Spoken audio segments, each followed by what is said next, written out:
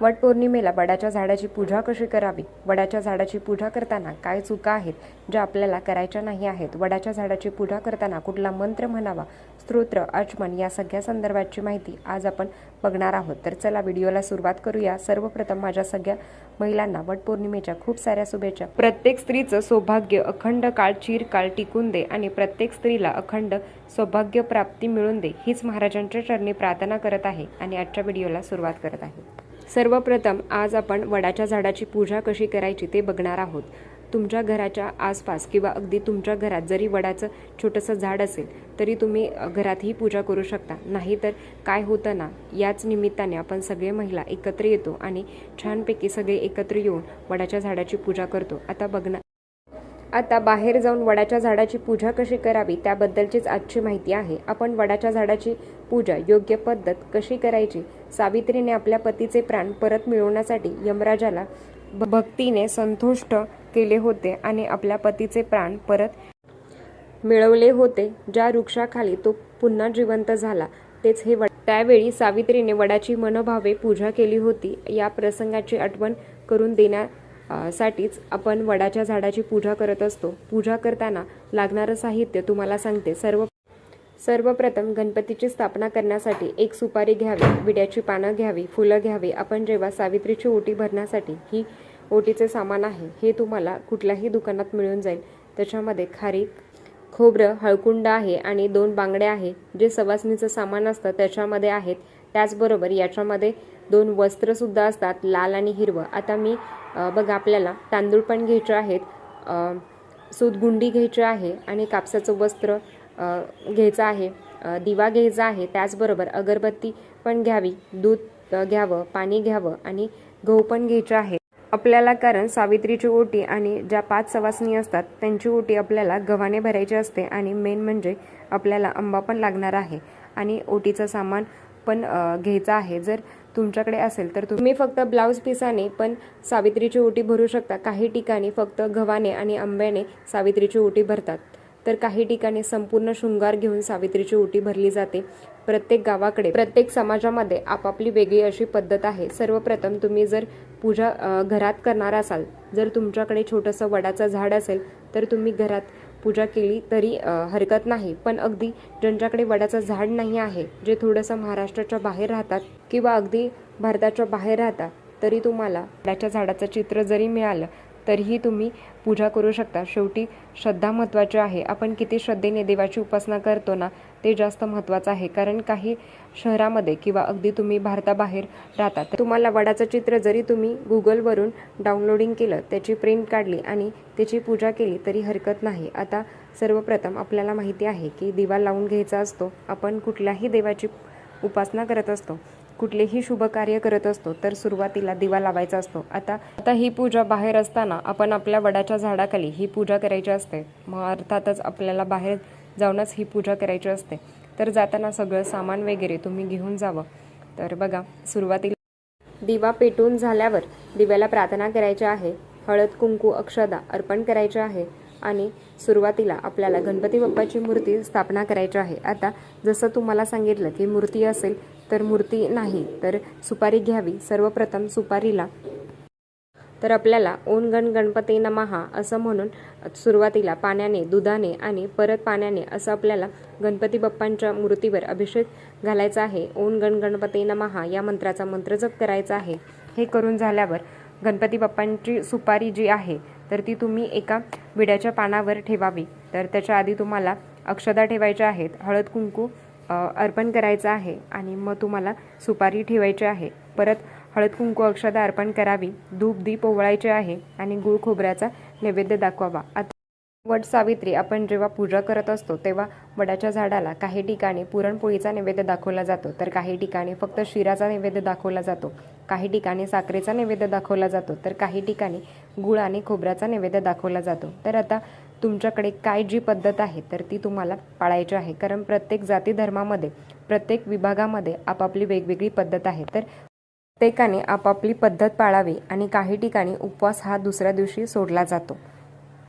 तर काही ठिकाणी त्याच दिवशी सोडला जातो। आता सर्वप्रथम वडाच्या झाडाची पूजा करत असताना आपल्याला वडाच्या झाडाला सुरुवातीला जल अर्पण करायचं आहे। जल अर्पण केल्यावर तुम्हाला दूध अर्पण करायचं आहे।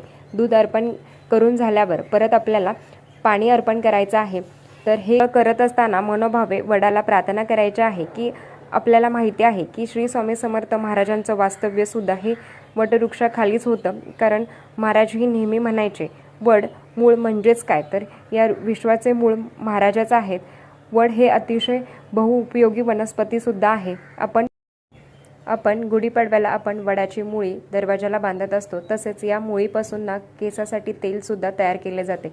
आता याचा नैसर्गिकरित्या खूप जास्त फायदाही आपल्याला होतो। सर्वप्रथम तुम्हाला सांगितलं की थोडंसं पाणी, दूध आणि परत पाणी अर्पण केलं तर परत हळद कुंकू अक्षता अर्पण कराव्या। कापसाचे जे वस्त्र आहे ते तुम्हाला वडाला अर्पण करायचं आहे। आणि सावित्रीची ओटी भरताना किंवा सावित्रीची ओटी भरण्यासाठी तुमच्याकडे जे काही वस्तू आहे, शृंगाराचं सामान असेल तर ते तुम्हाला तिथेच ठेवायचं आहे। सावित्रीची ओटी भरायची असते आणि सावित्रीची ओटी ही गव्हाणेच भरायची असते। आपण जेव्हा देवीची ओटी भरतो तेव्हा तांदळाने भरत असतो, पण सावित्रीची ओटी ही तुम्हाला गव्हाणेच भरायची असते। तर ह्या वडाच्या झाडाखाली तुम्हाला सावित्रीची ओटी सुद्धा भरायची आहे। आणि ही सगळी पूजा करून झाल्यावर नक्कीच आपल्याला कथा सुद्धा वाचायची आहे। तुमच्याकडे जर पुस्तक असेल तर आवर्जून तुम्हाला ही कथा सुद्धा वाचावी। सकाळी ना सवासनीसह सावित्रीच्या कथेची सामुदायिक वाचन ही तुम्ही दुपारी केलं तरी हरकत नाही। सावित्री ब्रह्मवादिनी सर्वदा प्रिय भाषिणी तेन सत्य नमः माही दुःख संसार अवयोगी यथा देव सावित्र्या सहितस्य ते अयुयोग तथास्मकं भूयात जन्मानी। हे करून झाल्यावर आपल्याला 5 सवासनीच्या आंबे आणि गव्हाणे ओटी भरायची असते। श्री स्वामी समर्थ महाराजांनी तब्बल 21 वर्ष अक्कलकोटमध्ये वास केला। याच वटवृक्षाच्या सानिध्यात लक्षवधी भक्तांना दर्शन दिले आणि मार्गदर्शन सुद्धा केले। आपल्या शिष्टमंडळ समवेत या वटवृक्षाखाली जणू महाराजांचा दरबारच होता। या वटवृक्षाची श्री स्वामी समर्थ महाराजांचा नित्य वास्तव्यच असते, म्हणून या वटवृक्षाखाली अनन्यसाधारण महत्त्व आहे। तुमच्याकडे नैवेद्य दाखवण्याची जी काही पद्धत आहे ती पद्धत तुम्ही पाळावी। जसं तुम्हाला सांगितलं की आपण पुरणपोळीचा नैवेद्य करू शकतो किंवा फक्त साखरेचा नैवेद्य दाखवला तरी चालेल किंवा शिऱ्याचा नैवेद्य दाखवला, तुमच्याकडे जी पद्धत आहे ती तुम्हाला नैवेद्यासाठी वापरायची आहे। आता प्रत्येक ठिकाणी वेगवेगळी पद्धत असते। वटवृक्षाची पूजा करून झाल्यावर आपल्याला त्याला धागा जो बांधलेला असतो, ज्याला सुतगुंडी म्हणतो, हे घेऊन प्रदक्षिणा मारायची असते। काही ठिकाणी काही महिला 7 प्रदक्षिणा घालतात, तर काही महिला 3 घालतात, तर काही 21 घालतात। तुमच्या श्रद्धेने किंवा तुमच्याकडे जी पद्धत आहे त्या पद्धतीने तुम्हाला वटवृक्षाला प्रदक्षिणा घालायची आहे। प्रदक्षिणा घालत असताना त्या वटवृक्षाला पण हेच प्रार्थना करायची आहे की माझ्याही पतीला दीर्घायुष्य प्राप्त होऊन दे आणि मलाही अखंड सौभाग्य प्राप्ती मिळवून दे। ज्या पद्धतीने आपल्याला माहिती आहे की वडाच्या झाडाखालीच आपल्या महाराजांनी वास्तव्य केलं आहे। आजही प्रत्येक वडाच्या झाडाखाली महाराजांचं वास्तव्य आहे। या चराचरामध्ये महाराजांचं वास्तव्य आहे। तर प्रत्येक स्त्रीला अखंड सौभाग्य प्राप्ती मिळवून दे अशीच प्रार्थना करावी। जेव्हा आपल्या प्रदक्षिणा मारून होतात, आता काही वेळ असं होतं की दुरा छोटा असतो, मग आपल्या 3 किंवा 4 प्रदक्षिणा होतात, आणि काही वेळ असं होतं की आपला दोरा खूप मोठा असतो। तर लक्षात घ्या, तुमच्या जेव्हा 7 प्रदक्षिणा करून होतात, अगदी 3, 7 काही असेल, तर आपल्याला तो जो दोरा आहे, जी सुतगुंडी आहे ती तशीच तिथे ठेवायची आहे, ती कट करायची नाही। म्हणून सुतगुंडी घेऊन जाताना व्यवस्थित मोठी घेऊन जावी, आणि जेणेकरून ती आपण जेव्हा प्रदक्षिणा मारतो तेव्हा ती तुटणार नाही। या पद्धतीने आता ही सगळी पूजा करून झाल्यावर जसं तुम्हाला सांगितलं की 5 सवासनीची ओटी भरायची असते। आता तुमच्याकडे काय पद्धत आहे, तुमच्याकडे जी पद्धत असेल ती तुम्ही करावी। आता पूजा करून झाल्यावर जो काही आपली सुपारी आपण ठेवलेली आहे गणपती बाप्पांची, ती तिथेच तुम्ही ठेवावी।